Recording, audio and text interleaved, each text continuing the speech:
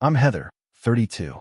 3 weeks ago, at my father's retirement party, he did something that made me decide to erase myself from this family for good. Picture it, a glittering country club ballroom, 200 guests in designer suits and cocktail dresses, champagne flowing like water. My father stood on stage, microphone in hand, introducing his family one by one. When he got to me, he smiled that smile I'd seen 1,000 times, worn to everyone else, but sharp as glass up close. "And this is my daughter, Heather," he said. "No degree, no future, just freeloads off the family." 200 people laughed. I didn't flinch. I didn't cry.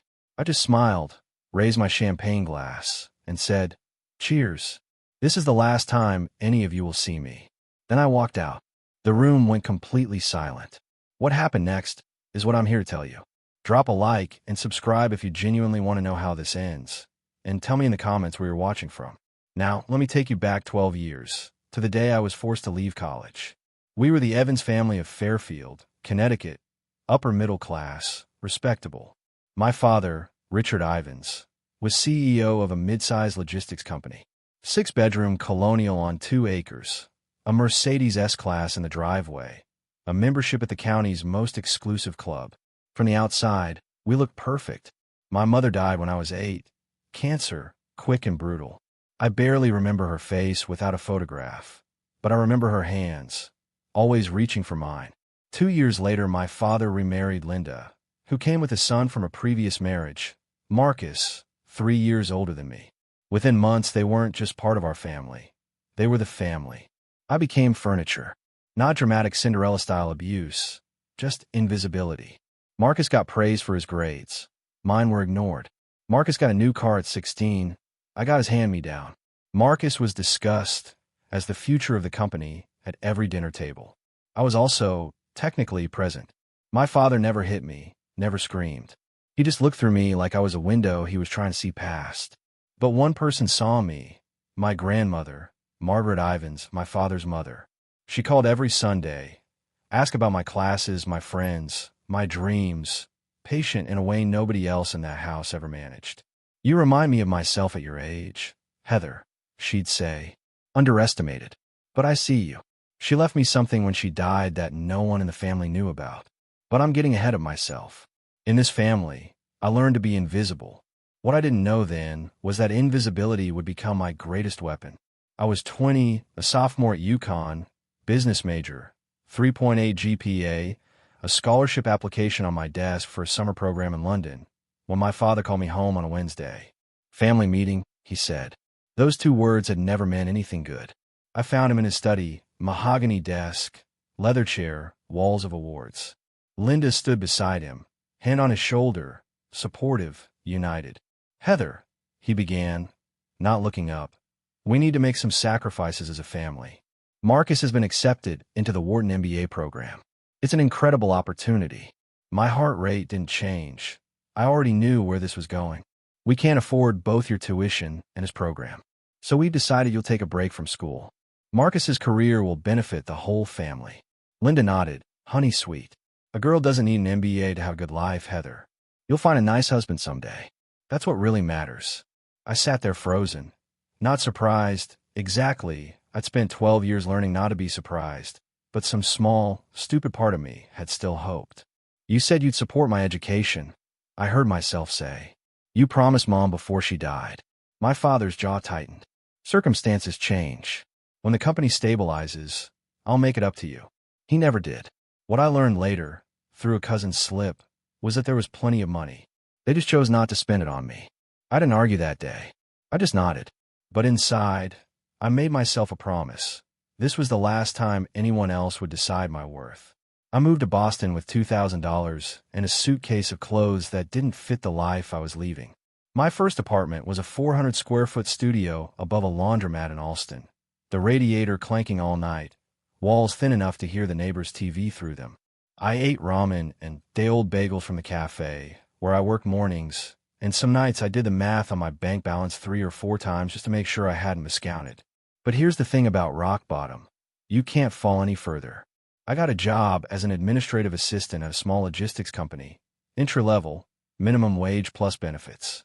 The owner, a gruff man named Walter Barnes, saw something in me my family never had. "You've got a brain, Heather," he told me once. "Use it." So I did. I stayed late, learned every system, took free online courses at night, supply chain management, operations, business fundamentals. MIT OpenCourseWare became my college. I didn't call home, didn't ask for $1. When my father's secretary sent a birthday card with a $50 check, I tore it up and threw it in the trash without a second thought. For years after leaving Connecticut, I'd save enough to start my own consulting firm, Meridian Consulting LLC. Just me, a laptop, a rented desk, and a co-working space. I kept my name off everything public. No LinkedIn, no press releases. All business went through the company name and my lawyer. Why the secrecy? Because I knew my family. If they found out I was succeeding, they'd find a way to take credit or tear it down. Some people build empires to prove their worth. I built mine in silence, because silence was the only language my family had ever taught me. Grandmother Margaret died 2 years ago when I was 30. I flew to Connecticut for the funeral, sat in the back pew, watched my father deliver a eulogy about a remarkable woman who dedicated her life to family. The irony was thick enough to taste. At the reception, I kept to myself. No one noticed I was there, which was exactly what I wanted. 3 days later, I got a call from a lawyer I'd never heard of, Eleanor Smith, from a Boston firm specializing in estate planning. "Miss Ivins, I represent your grandmother's separate estate. She established a trust fund in your name 8 years ago, with explicit instructions that no other family member be informed of its existence." I nearly dropped my phone. The trust held $800,000. "She left a letter for you as well," Eleanor continued. "Would you like me to read it? My dearest Heather, I know what they did to you. I know about the tuition, the promises, all of it. I argued with your father until I had no words left. He wouldn't listen. He never does. This money is yours. No strings, no conditions. Use it to build the life you deserve, the life they try to take from you. Remember what I always told you. Don't let anyone say you're not worthy. When they finally see your worth, it will be too late for them. I believe in you. I always have. All my love, Grandma Margaret." I used part of that money to expand Meridian. The rest I kept as insurance for a day I hope would never come, but always knew might. That day came 3 weeks ago. Meridian Consulting today, 15 employees, $4 million in annual revenue, offices in Back Bay, Boston. The kind of address that makes people take you seriously before you open your mouth. I wear Cartier now, not to impress anyone, but because I earned every piece myself, one contract at a time, with no family money behind any of it. We specialize in logistics optimization, streamlining supply chains, reducing costs, improving efficiency. Not glamorous. Profitable. I'm good at it. Here's the part that would be funny if it weren't so painfully ironic. One of our biggest clients is Ivan's Logistics, my father's company. They signed a 5-year service contract with us 3 years ago. Route optimization, warehouse management, carrier negotiations, worth about 40% of their annual revenue in operational savings. My father has no idea. All communications go through my team. All contracts are signed by my CFO, Daniel Reeves. The few times Richard Ivins has praised Meridian at industry events, he's been praising his own daughter's work. The daughter he told everyone was worthless. 3 weeks ago, I got a formal invitation to his retirement party, gold embossed lettering. "Richard Ivins requests the pleasure of your company." I almost threw it away. Almost. But I thought about Grandma Margaret, about 12 years of silence, every broken promise, every closed door. I RSVP'd yes. Not for reconciliation, not hoping things had changed. I went because I knew, with absolute certainty, that my father would do something unforgivable. And when he did, I wanted to be there to say goodbye on my own terms. I just didn't know how right I'd be. The Fairfield Country Club hadn't changed in 30 years. Same chandeliers, same pretentious valet, same crowd of old money and new ambition pretending to belong together. I wore a black Valentino dress, simple and elegant, my grandmother's pearl earrings, a Cartier watch, a Hermes Birkin. Everything I owned, I bought myself. That mattered more to me than the labels ever could. Linda intercepted me at the entrance, aged but with the same perfect mask of warmth over something colder underneath. "Heather, you came. as if this were a pleasant surprise and a minor inconvenience at once. Your father wasn't sure you'd have something appropriate to wear. Her eyes did a quick, practiced inventory of my outfit before she even finished the sentence. I smiled. How thoughtful of him to worry. Inside, 200 guests mingled beneath crystal light. Connecticut's bankers, lawyers, executives, politicians, the who's who I recognized from my father's old dinner parties. None of them recognized me. Marcus swept past with a model-thin blonde on his arm, not even glancing my way, holding court about his vision for the company's future. Classic Marcus. All confidence, no substance. My seat assignment, table 14, the far corner near the service entrance, with friends of the family I'd never met. Not the family table. Not close. I wasn't surprised, but I noted it. A waiter offered Dom Perignon. Nothing but the best for Richard Ivans's big night. I took a glass. Across the room, I caught my father's eye. He nodded once, a dismissal disguised as acknowledgement, then turned back to his real guests. The evening was just beginning, and I had a front row seat to my own family's contempt. I've learned the best information comes from staying quiet and keeping your ears open. From my corner table, I watched and listened. The acoustics in that ballroom carried better than people realized. My father was holding court near the bar, surrounded by business associates, dropping phrases like operational restructuring and strategic partnerships, standard executive speak. Then, Meridian Consulting has been transformative for us. He was telling a silver-haired shipping executive. They're the backbone of our operations now. Whoever runs that company is a genius. I've been trying to get a meeting with them for months, the other man said. Very private operation. Do you know who's behind it? My father shrugged. Never met them personally. Everything goes through their legal team and account managers. But honestly, I don't care who they are, as long as they keep delivering results. I sipped my champagne to hide my smile. My phone buzzed. A text from Daniel. Contract renewal docs from Ivan's Logistics arrived today. They want another 5 years. Waiting on your decision. I typed back. I'll have an answer by end of week. What my father didn't know, what nobody in that room knew, was that Meridian's contract with Ivan's Logistics was up for renewal.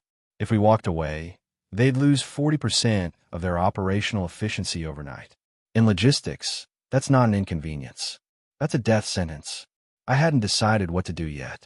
Part of me wanted to keep the professional relationship separate from the personal toxicity.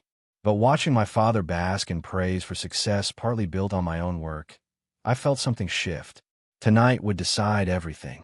At the bar, I ran into the extended family gauntlet. Aunt Susan, Linda's younger sister, spotted me first, her expression cycling from surprise to pity to condescension in about half a second. Heather, oh my goodness, I almost didn't recognize you. Still up in Boston doing whatever it is you do. Consulting. Supply chain management. Oh, how nice, she said, in the tone you'd use if I told her I collected bottle caps. Are you seeing anyone? Your father mentioned you're still single. 32, right? Time flies. Before I could answer, Uncle David chimed in, unprompted. Richard was just telling me you're still figuring things out. Nothing wrong with being a late bloomer. Not everyone's meant for traditional success.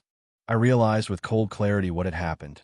My father had briefed them, handed out talking points about the family disappointment, set the narrative before I'd even arrived. He said you had some emotional difficulties after leaving school, Aunt Susan added, lowering her voice conspiratorially. Mental health issues. So brave of you to come tonight despite everything. My grip tightened on the glass, not from hurt, from sheer audacity. I appreciate the concern, I said, keeping my voice steady. But I'm doing very well, actually, better than I've ever been. They exchanged a look. Poor thing doesn't even know how far she's fallen. I excused myself before I said something I'd regret. But a plan was already forming, cold and clear and inevitable. Marcus found me on the terrace, looking out over the golf course, September air cooling, stars just appearing overhead. Well, his voice came from behind, thick with contempt, the prodigal daughter. I didn't turn. Dad's about to give his speech, he said, stepping beside me, close enough that I could smell his cologne, probably a gift from our father.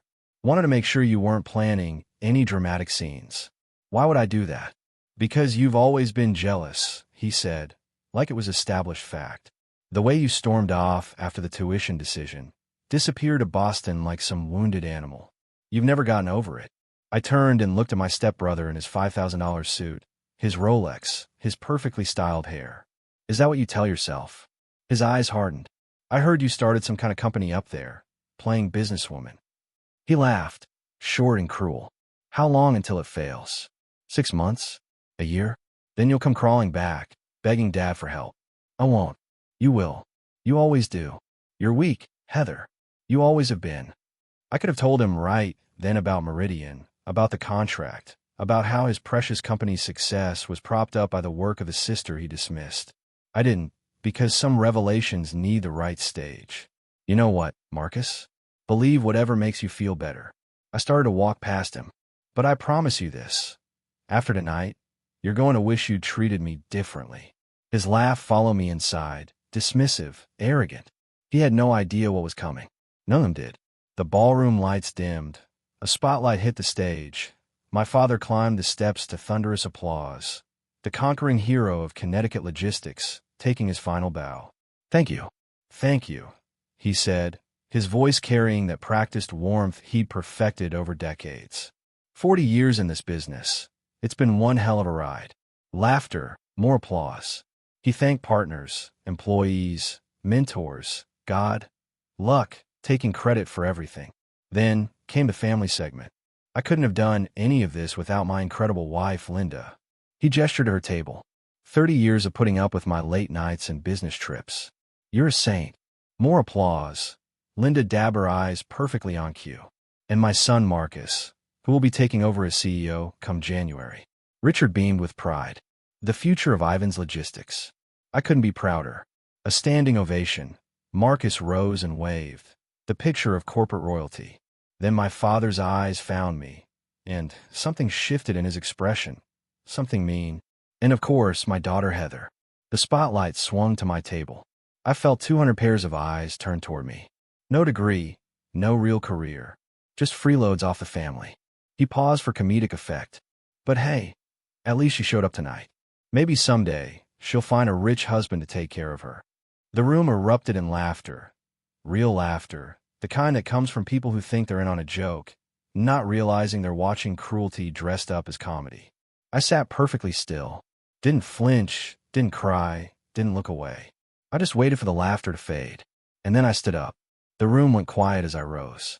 I could feel every eye on me. Some curious, some pitying, some already preparing to witness a breakdown. The unstable daughter finally cracking under her father's harmless joke. I picked up my champagne glass, slowly, deliberately. My father's smile faltered, just slightly. He hadn't expected me to react. I was supposed to sit there and take it, like I always had. I raised a glass toward him. Congratulations on your retirement, Dad. My voice was clear, steady, loud enough for every microphone in the room to pick up. 40 years in business. Quite an achievement. I paused. You taught me a lot. About hard work, about sacrifice, about exactly what kind of loyalty family can expect from you. The silence was absolute now. I could hear someone's ice clink in their glass 3 tables away. So here's to you. I lifted my champagne higher. Cheers. This is the last time any of you will see me. I set the glass down without drinking, picked up my Birkin bag, turned, and walked toward the exit. My heels clicked against the hardwood floor, the only sound in that cavernous room. I didn't run, didn't hurry, just walked spine straight, head high. Behind me, silence, complete, total, devastating silence. Someone gasped. Someone else whispered something I couldn't hear. But mostly there was just the echo of my footsteps and 200 people trying to process what they just witnessed. The daughter who was supposed to be broken had just walked out on her own terms. I pushed through the double doors and stepped into the night. And for the first time in 12 years, I could breathe. I was almost in my car, a black Tesla Model S, custom plate reading MRDN1, when I heard footsteps behind me. Heather, Heather, stop right there. Linda's voice, shrill and furious. I kept walking. What do you think you're doing? She grabbed my arm, spinning me around, her face red under the club lights, her careful composure cracked. Do you have any idea what you just did? You humiliated your father in front of everyone. I looked at her hand on my arm until she removed it. I humiliated him. I think you have that backwards. My father appeared behind her, his face a thundercloud, aware that 200 guests were probably watching from the windows and calculating what to do about it. "Get back inside," he said, low and dangerous. "Apologize now." "No." The word hung between us. "This isn't a negotiation, Heather. I'm your father. I'm telling you." "You're telling me what?" I cut him off, something I'd never done in my life. That I should go back in there and let you keep using me as your punchline? That I should smile while you tell 200 people I'm worthless? It was a joke. It was the truth of how you see me. And I'm done pretending otherwise. I opened my car door. My father stepped forward. "If you leave now, you're done. Do you understand me? No more family, no more support, nothing." I almost laughed. "Dad, you cut me off 12 years ago. You just didn't have the courage to say it out loud." I slid into the driver's seat. "Tonight, I'm saying it for both of us." I started the engine. "Goodbye." And I drove away. I pulled into a rest stop about 20 minutes outside Fairfield and sat there, engine idling, hands still on the wheel, and for a long moment I just breathed. If you've ever been the family disappointment, the one they talk about in whispers, the one whose success they refuse to see, this story is for you. Drop a comment, tell me you're here. And if you want to know what happened next, make sure you're subscribed, because what my father discovered in the weeks after that party taught him exactly how wrong he'd been about me. I woke up in Boston the next morning feeling lighter than I had in years. But I knew families like mine don't let go that easily. They try to control the narrative. It started with texts, not from my father, he was too proud, but from cousins and aunts I hadn't spoken to in years, suddenly very concerned about my mental state. "Heather, I heard about the party. Your dad says you're struggling. Susan told me you had some kind of breakdown. Your father loves you. Maybe you should apologize and come home." The story was already being written. Poor, unstable Heather, and patient, long-suffering Richard. I didn't respond to any of them. Then came a more interesting call, Tuesday afternoon, a Connecticut number I didn't recognize. "Miss Ivins, this is James Crawford, a partner at Ivins Logistics. I'm calling on behalf of Richard. He'd like to discuss mending fences." "Really? Between you and me, there's been some concerning chatter about your connection to certain business partners. Rumors, probably nothing, but Richard thought it'd be good to clear the air." I went cold. "What kind of rumors?" "Oh, something about our consulting partners at Meridian. Someone thought they'd seen you at their offices once." My mind raced. Who had seen me, and when? "I'm not sure what you're referring to," I said, "but please tell my father I have nothing to discuss with him." I hung up. They were getting close. It was time to stop waiting and start acting. I learned later what happened in Ivan's logistics boardroom around that same time. Richard walked into what should have been a routine quarterly meeting. Instead, his CFO looked like he'd seen a ghost. "We have a problem with Meridian Consulting. Their contract's up for renewal in 6 months. They haven't responded to our extension offer. So send another offer. Increase the terms if you have to. We've tried 3 times. Their legal team just says under review. Then call their executives directly. We've tried that too. Meridian is extremely private. No one meets with their leadership. Everything goes through intermediaries." Richard frowned. "We've worked with them 3 years. Someone must have met with them." "No, sir. It's all been virtual meetings, legal representatives, account managers. No one at this company has ever met the actual ownership." A long silence. "If they walk away from us," the CFO continued, "we lose 40% of our operational efficiency overnight. It would take at least 18 months to find a replacement, and that's optimistic in this market." "I know what it means," Richard snapped, staring at the folder, something nagging at him. The timing, the silence, the fact that this was all happening right after the party. "Find out who owns that company," he said. "I don't care what it takes. I want a name by end of week." What Richard didn't know, what he was about to discover, was that the name he was looking for was already on his family tree. Thursday evening my phone rang. Linda. I almost didn't answer, but curiosity got the better of me. "Heather, sweetheart, honey and sugar, the performance of a lifetime. I've been so worried about you." "Have you?" "Of course. Your family, that's what family does." She laughed softly, as if we shared a private joke between just the two of us. "Listen, about the party. Your father feels terrible. He didn't mean what he said. You know how he is. He was nervous, trying to be funny. He exaggerates when he's anxious. You know that." Linda paused, recalibrating. "Why don't you come home this weekend? We could have dinner. Just the 4 of us. Clear the air. Start fresh. I could picture her sitting in that pristine living room, rehearsing this call, planning exactly which buttons to push. The concerned mother, the peacemaker, the bridge between troubled daughter and wounded father. Does Dad want to apologize? I asked. A slight hesitation. He wants to move forward. That's what matters, isn't it? So, no apology. Heather, don't be difficult. We're trying to help you. Help me? Now. I laughed. Linda, you've spent 22 years making sure I knew I wasn't really part of this family. Now you're calling to help me. What? Another pause, longer this time. I think we both know there's more going on here than just family drama, she said, her voice dropping its warmth entirely. Whatever you're planning, and I know you're planning something, it would be better for everyone if you just came home and talked this through. No. I hung up before she could respond. They knew something. They just didn't know how much to be afraid of yet. The next morning, I drove to Eleanor Smith's office downtown. Glass and steel, Boston skyline views. I've been expecting you, she said. I assume this is about Ivan's Logistics. They're investigating Meridian, trying to find out who owns it. She spread documents across her desk. The Meridian contract, every clause, every exit provision, the trust fund papers. Your contract has a standard 30-day termination notice. You can end the agreement for any reason, no penalties, no legal exposure.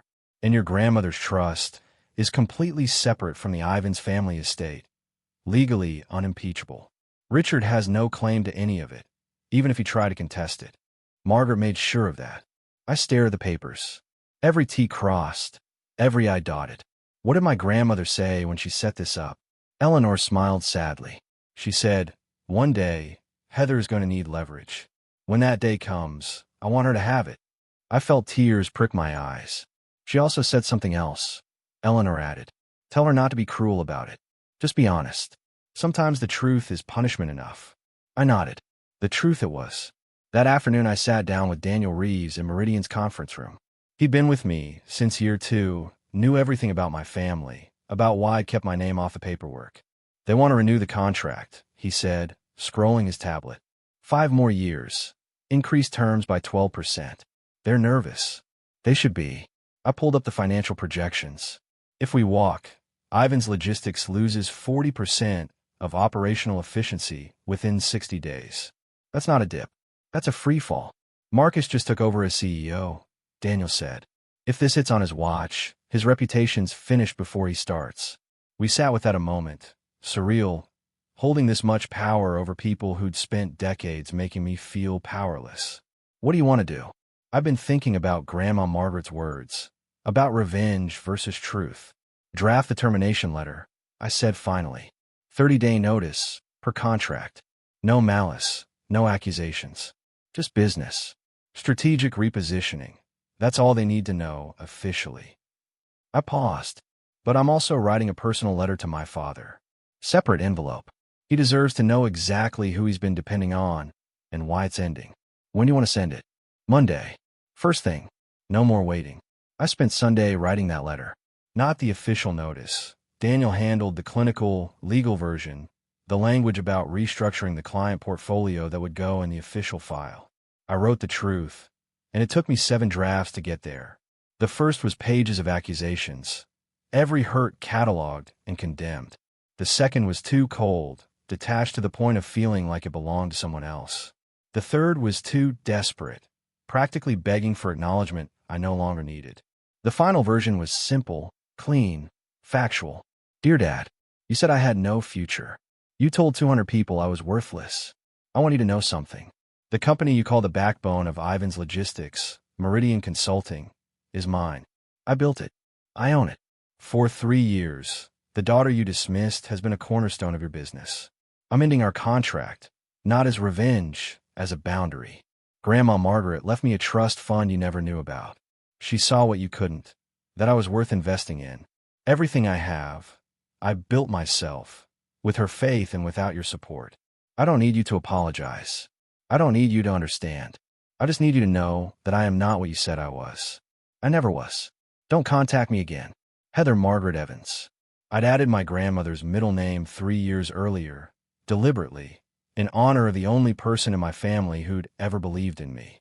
I included a photocopy of the Meridian Incorporation papers. My name is sole owner, clearly visible.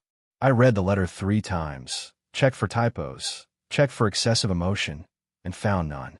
Just the truth. Sometimes I think that's the most devastating weapon of all. Monday, 9 a.m., courier confirmation. The package had arrived at Ivan's Logistics, signed for by Patricia Chun, Richard assistant, someone I remembered vaguely from childhood. I sat in my office watching my phone.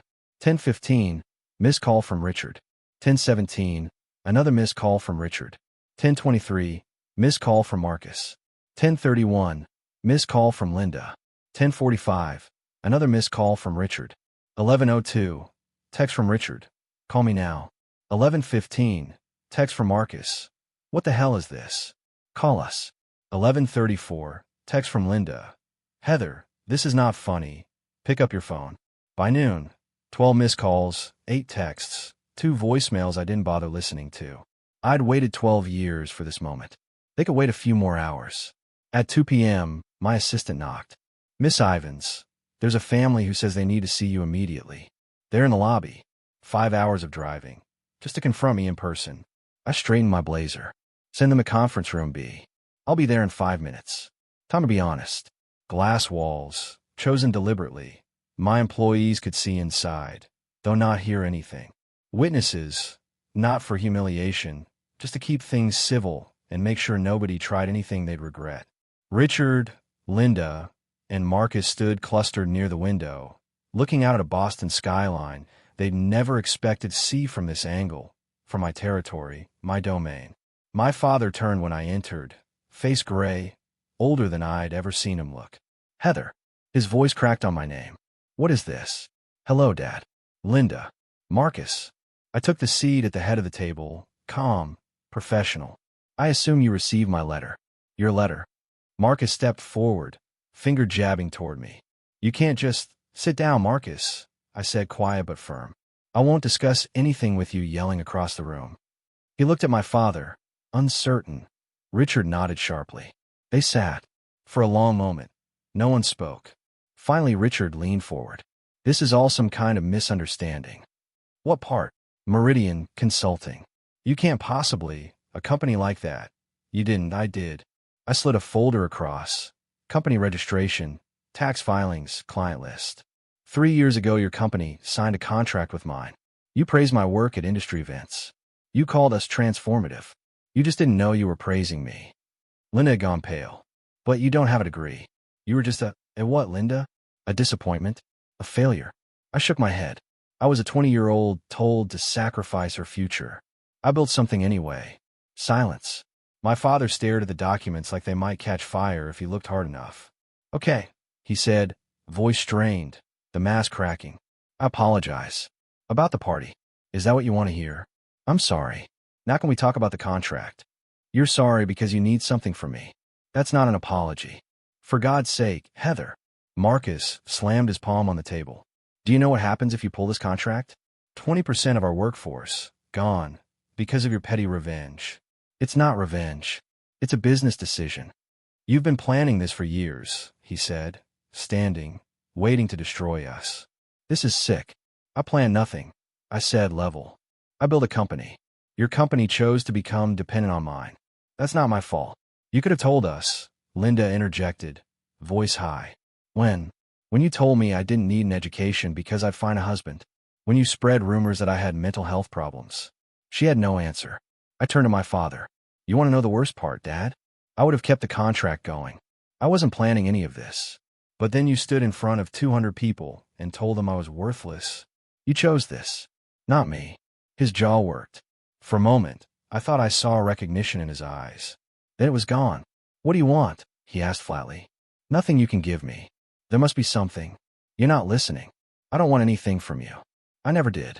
I just want you to know the truth. Fine, he said, voice going cold, the steel back. If that's how you want to play this, you walk away from this family. You're done. No inheritance, nothing. I almost laughed. Dad, you cut me off at 20. What inheritance? I could make things very difficult for you. I have connections, lawyers. On what grounds? Every document is legal. Every contract signed in good faith. There's nothing here you can sue me for. and we both know it. He glared. Don't be so sure.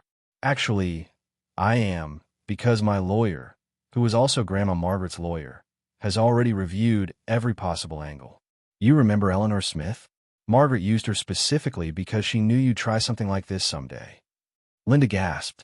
Margaret knew about all of this. She left me a trust fund, $800,000, specifically structured so you couldn't touch it. I pulled out a photocopy of the trust document. She knew exactly what kind of family she raised. That's why she protected me from it. Richard's face went from red to white. She had no right. She had every right. It was her money. I stood. This meeting is over. Heather, I've said everything I came to say. I walked toward the door, then paused. One more thing. If you contact me again, calls, texts, showing up at my office, I will release every email, every document, every record of how this family has treated me. All of it is legal. All of it is backed up. And all of it would make a very interesting story for the business press. I opened the door. The receptionist will show you out. I stood watching them gather themselves. 3 people who'd spent my entire life making me feel small, now looking very small themselves. My father rose slowly, like an old man suddenly aware of his age. Linda clutched her handbag like a shield. Marcus stared at me with something new. Not contempt, fear. This isn't over, he said. Yes, it is. I meant every word. I spent 12 years building a life you tried to convince me I couldn't have. I did it without your help, your approval, your permission, and I'll continue to do it without any of you in my life. Linda's lip trembled. Heather, please, we're family. We share blood, Linda. That's all we share. I held the door wider. I'm not asking for an apology. I'm not asking for reconciliation. I'm setting a boundary. Don't contact me again. Richard stopped in front of me. For a moment, we just looked at each other. Father and daughter, strangers who happen to share a last name. You really hate us that much? He asked, barely above a whisper. No, Dad. I don't hate you. That's what you don't understand. I met his eyes. I just don't need you anymore. And that's something you'll have to learn to live with. He had no response. They walked out through the lobby past my employees, carefully pretending not to watch. The glass doors closed behind them. I went back to my desk and got back to work.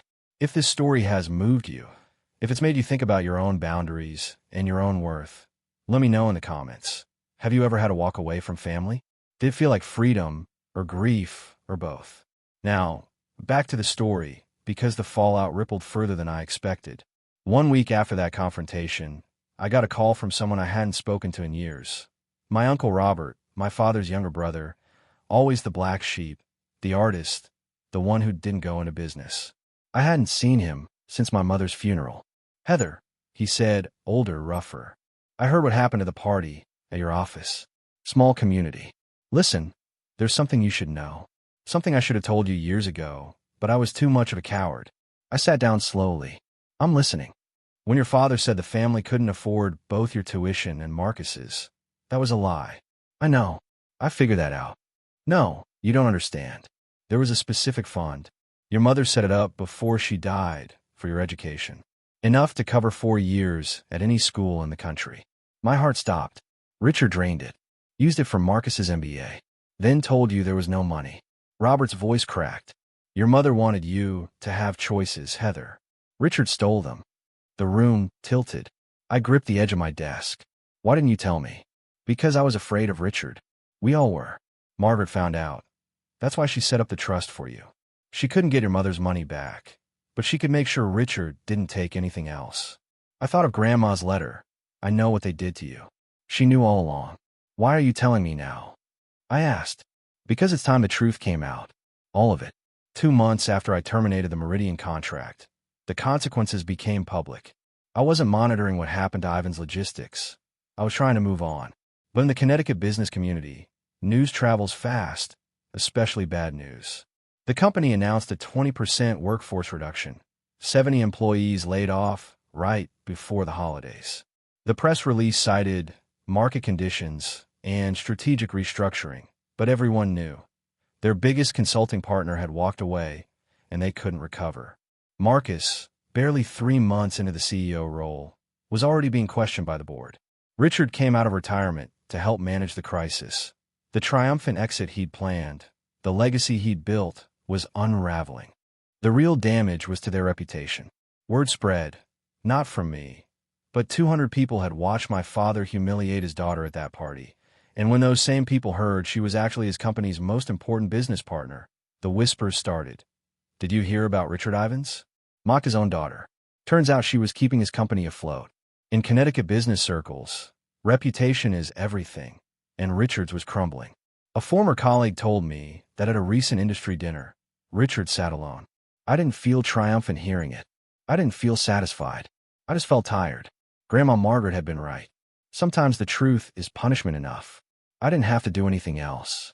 The truth did it all by itself. 6 months later, I sat in a therapist's office in Beacon Hill. Not because I was falling apart, but because I was finally ready to put myself back together, piece by piece, on my own schedule. You don't seem like someone who needs therapy, Dr. Patel said in our first session. Everyone needs therapy, I replied. I'm just finally letting myself admit it. We talked about my family, about the years of invisibility, about the burden of building success in silence, about the strange grief of cutting ties with people who were supposed to love me unconditionally and never quite managed it. Do you regret what you did? She asked. No, I said, and I meant it. I regret that it had to happen. But I don't regret protecting myself. Outside of therapy, my life was good. Better than good. Meridian was thriving. We'd replaced the Ivins contract with 3 smaller clients. More diversified. More stable. Dana got a promotion. I hired 4 new employees. We moved to a bigger office with views of the harbor. I reconnected with Uncle Robert. We had dinner once a month, and he told me stories about my mother, the real ones, not the sanitized versions my father had fed me for 20 years. She was fierce, he told me. Stubborn. A fighter. You just like her. She'd be so proud of you. I still keep the photo of Grandma Margaret on my desk. I visit her grave every month, leave flowers, tell her about my life. I did it, Grandma. I told her one spring morning. I didn't let them define me. The wind rustled through the cemetery trees, and if I listened closely, I could almost hear her voice. I knew you would, sweetheart. I always knew. If you want the moral of this story, your worth isn't determined by a degree. It isn't determined by your family's opinion, by who believes in you or who tries to tear you down. Your worth is determined by what you build when no one's watching, by who you become when everyone counts you out, by the life you make with your own 2 hands, one decision at a time. My father thought he was teaching me a lesson at that retirement party. He thought he was putting me in my place, one last time, for good. What he actually did was set me free. I don't hate my family. That's the part people struggle to understand most. Hate takes energy. Hate is a chain, and I'd rather spend that energy on people who deserve it, on work I believe in, on relationships that actually nourish me, on a life that's truly mine. Boundaries aren't about revenge. They're about protection, about saying, this is where my life begins and your damage ends, and I don't owe you access just because we share blood. If you're in a family that makes you feel small, if you have people who see your potential as a threat instead of a gift, if you've ever been the family disappointment, the scapegoat, the invisible one sitting at the far table, I see you. I've been you. And I promise you, there's life on the other side of walking away. Thank you for listening to my story all the way to the end. If this resonated with you, please subscribe, hit the bell, and remember, you are not what they said you were. You never were. You are so much more than that one bad night, that one bad joke, that one family that never learned how to see you. Until next time, this is Heather, and I'm finally free.